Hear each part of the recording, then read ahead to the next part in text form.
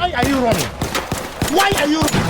Are you guys ready for podcast mode about Arc Raiders with TheSpudHunter?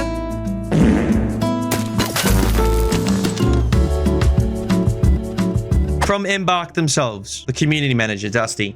The team here in Stockholm is in full gear, getting ready for full release on October the 30th. Our focus is now on polishing and expanding the experience and putting all the learnings from TT2, Tech Test 2, It's like the thing from Portal. Oh, shit. into action ahead of release. Just so you know, we're not planning on additional public tests before launch. We've learned from our last announcement that it's crucial to keep expectations in check. I believe I need to, defecate. So we also want to be clear that we won't be at Gamescom. But don't worry, our launch campaign will kick off before you know it. We'll have many more updates for you in the lead up to launch. Thank you. After 9 years in development, hopefully it will have been worth the wait. It means the world. There's a little picture of Scrappy. If you remember 3 months ago, they kind of alluded to the game coming out around Summer Games Fest. And a lot of the fans were very rabid and lost their mind. And they failed to read the room. Exactly, Mr. X. Just to give you context that people did actually get about this, right? If we go to top post on Reddit, right? The second top post is this one, me looking like I'm stoned out of my brains. I did not vote myself. It does it automatically. Remain calm. Okay, remain calm.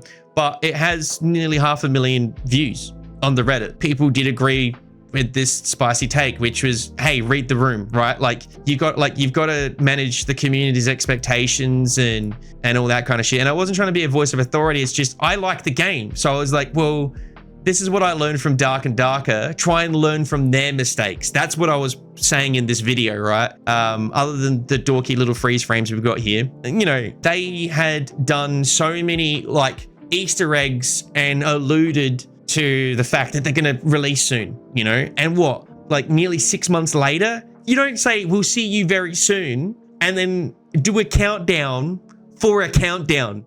Oh my God. Come on. October 30th. God damn. Especially after Tech Test 2, where most people, after playing so many crappy early access games in the extraction genre that actually released in a way worse state than this game, than Arc Raiders, it kind of blew people away that, you know, they thought that their game had needed more time in the oven. Most people thought it was ready. I like the fact that they have chosen to cook more, spend more time on the game, right? I'm not one of those whingy dudes. And I think the game will do just fine in the extraction genre itself, because the extraction genre is dead. I genuinely think this is going to be the best game of the year. Because it's only going to get better. It's not going to get worse. It's just Tarkov still. Every other game's dead. Dark and Darker is deceased. And if you look at the grand scheme of things, in the big picture, that is nothing. You know, for a game like this, what this game is, a healthy player base would be like 15K. You know, with the amount of staff working on it, the amount of effort that's gone into it, and they just shit the bed with this game. And it's not because of end of wipe. That's a lot of crap. In fact, the game isn't end of wipe. They've just wiped it again. They've done a semi wipe. So to any Dark and Darker nerds, you'll know exactly what we're on about. They're stalling a bit because they know that the next major update that they push for this game and market, it needs to be a winner. It's like sink or sail. You know what I mean? That's the situation they're in with Dark and Darker. So the extraction genre is kind of, in my opinion, deceased. Everything tanked. Everything flopped. Whether it was because of the nature of the genre or because of just bad decisions from the developers. I think we can all agree that these guys shot themselves in the foot, because these guys had a winning formula. The game was absolute crack for the first 5 playtests, and then it just, you know, it just every 3 months it felt like they just chased their tail. It went 10 steps backwards, 2 steps forwards. That's what every move felt like. You're legit so sad about Dark and Darker, you want to love it? Yeah, same, man. I want to love it too, but it's unplayable in my region now, OCE as well. That game was some of the most fun you had gaming with friends in the last decade. That's the positive thing outlook, where it's like, okay, good times were had. You know, put it on the floor, bro. Yeah, I'll trade you the weapon. Yeah, it's worth like 400, dude. Put it on the floor. It's that simple. Yeah, dude, just chuck on the floor. Sorry, man.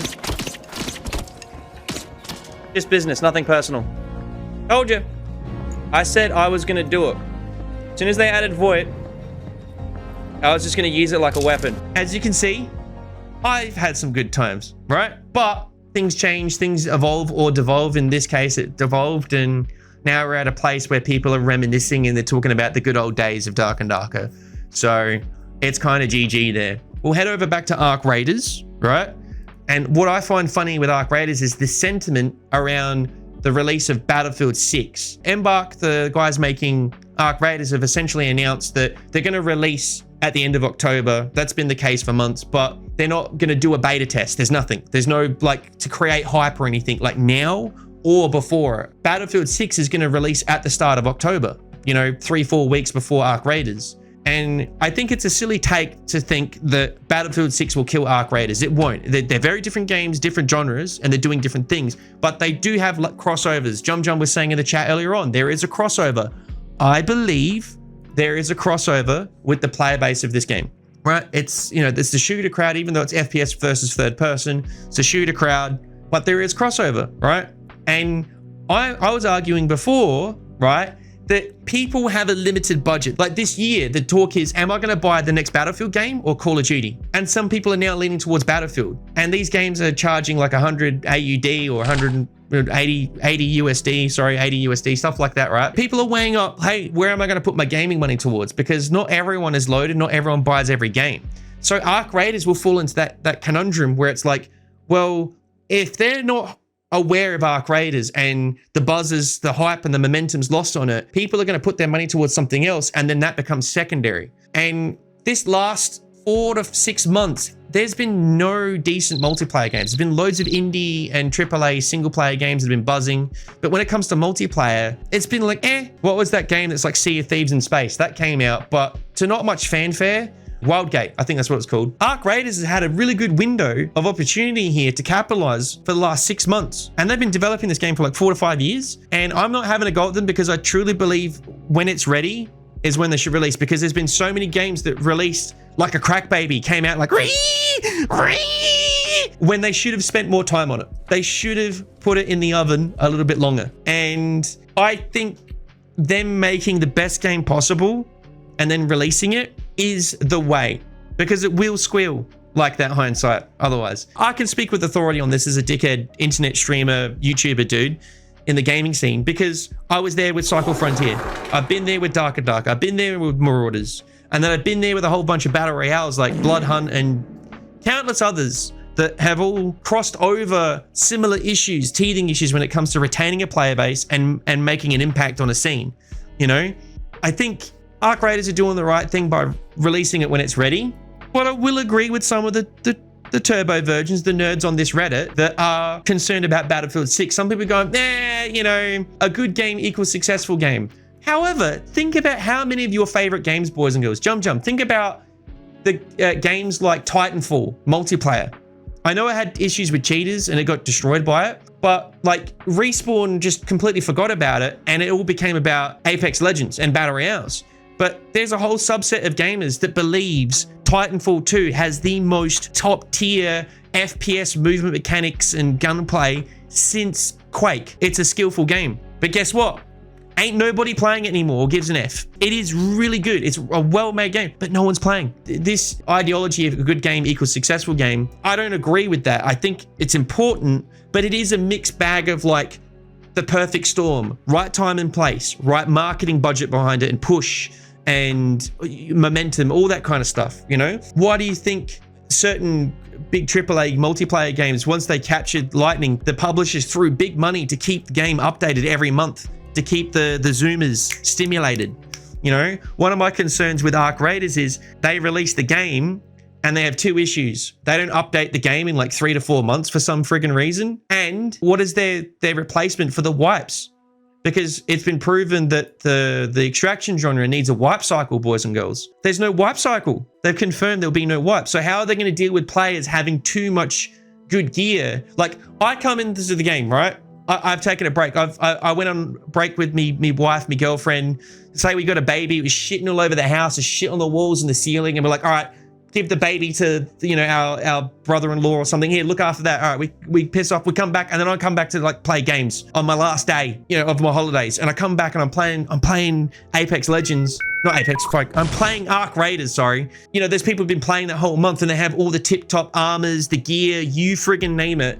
And I've just got my little crusty, you know, scavenger kits, and I'm just getting rolled all the time by top tier gear, because even though there wasn't much of it in the tech test, There's the high-end gear, the gold armors and those laser guns, they were really strong.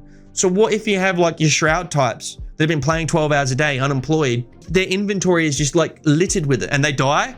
So what? I come in with the same kit over and over again. Is there going to be a prestiging system? They haven't really talked about it. And I find that kind of concerning.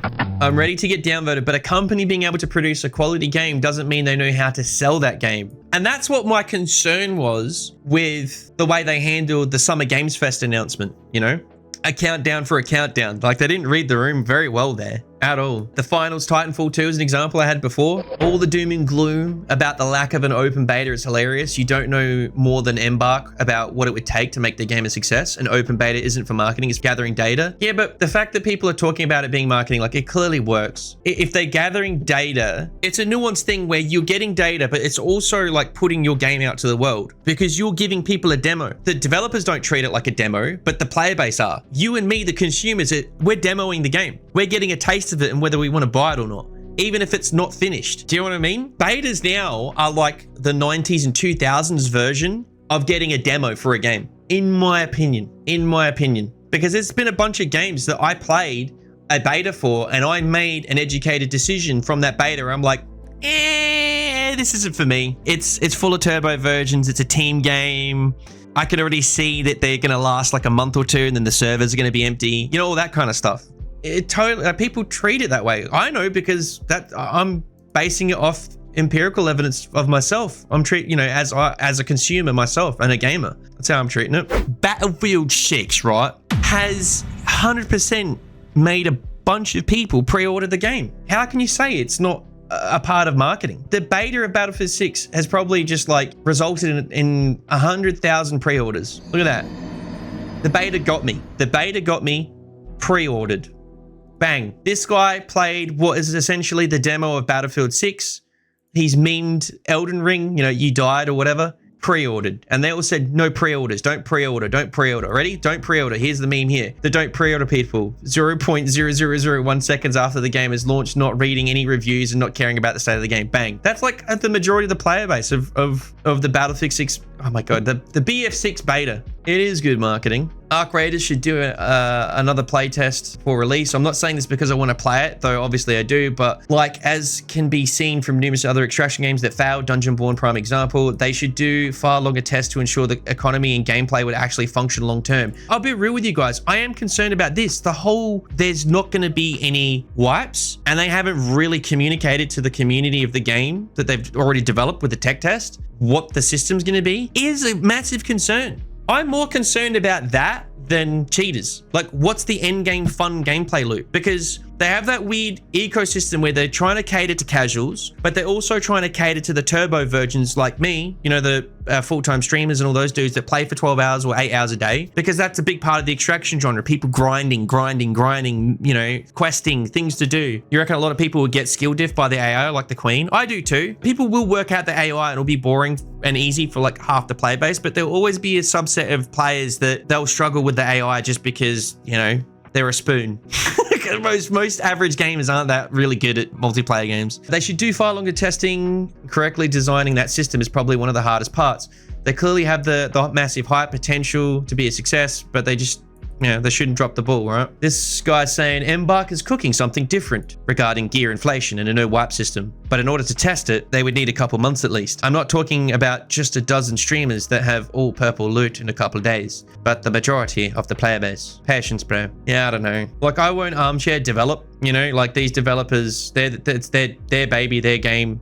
They're the ones that should know what they're doing. But I will admit, right, I am a tiny bit concerned about how they're going to deal with people snowballing shitloads of good gear. And then, you know, you have that issue of someone coming into the game fresh, they're a new player and someone's been playing for 3 months and they have insane loadouts. The way I would approach it if I was in their shoes is I'd have a prestige system, but it's heavily incentivized to prestige. You want to prestige, you self-wipe. The mission is to self-wipe. Maybe you unlock tiers of traders and this, that, and the other. You name it, right? And maybe you get skins as well. Just little nerdy things like that. There's an incentive to do it. And then every year, every 12 months, it wouldn't be a big deal, a force wipe. So it does refreshen the multiplayer ecosystem of the game for everyone.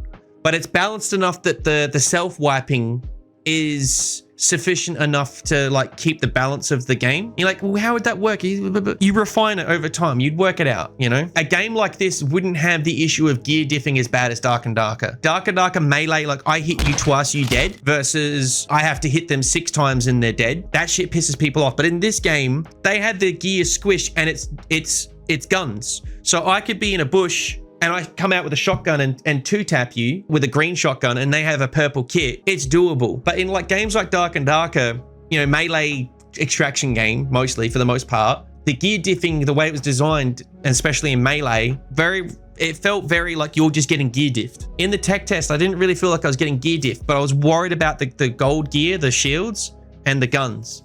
So, you know, outside of the gold gear, I felt like the gear diffing wasn't that bad, and they just have to have an incentive for self-wiping and then do, you know, a yearly re-release of the game. You know, either get the streamers in, the YouTubers, a big hype, big update, players come in. Every year, you're re-releasing the game essentially, you know, a year wipe. Grizzly says the Force wipes was working amazing with PoE and ARPGs in general. They release a couple new skins and mechanic and boom.